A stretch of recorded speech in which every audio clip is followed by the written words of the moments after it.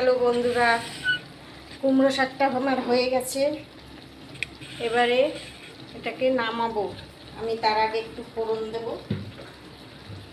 এখানে আমি একটু রসুন থেতো করে নিয়েছি।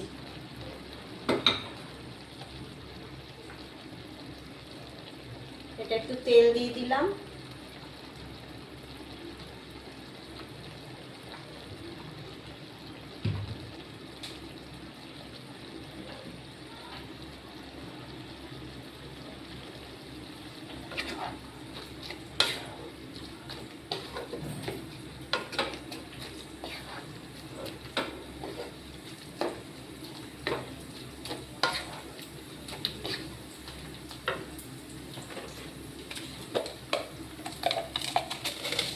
আমি একটু মিষ্টি দিয়ে দিলাম।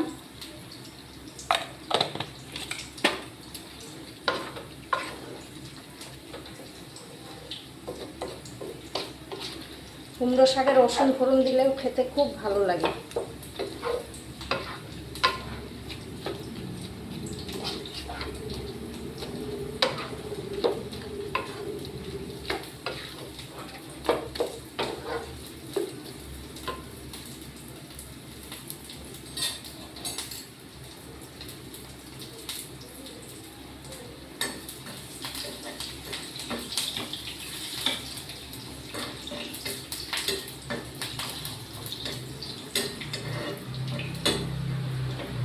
আমি শুধু রসুনটা দেবো, আর কিচ্ছু দেবো না। একটু তেলের উপরে রসুনটা ফোড়ন দিয়ে ঢেলে দিচ্ছি।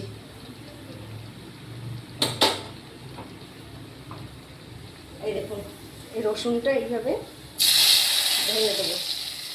এই গন্ধটা খুব সুন্দর লাগে আর খেতেও দারুণ হয়।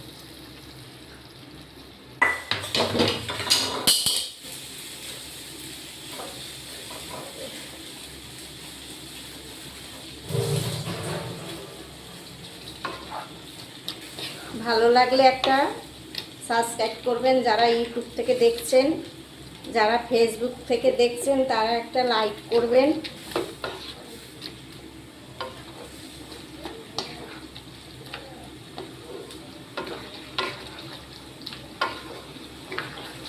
এরকম হবে, একটু মাখা মাখা টাইপের রাখবো।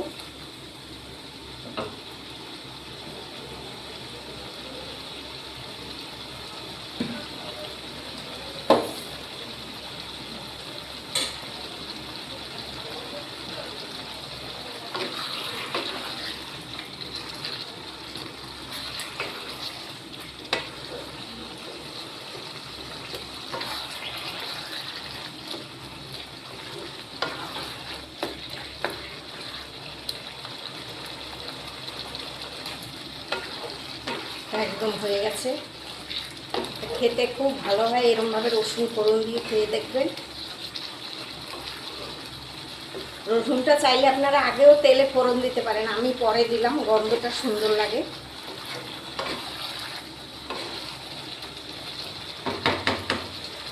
এবার এটা নামিয়ে দেবো।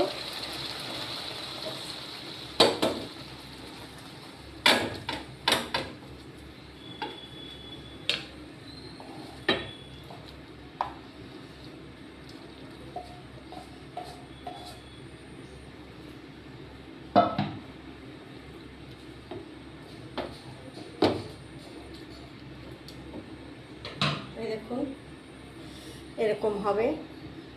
এই এরকমভাবে রান্না করবেন। রাখছি, পরে আর একবার দেখা হবে।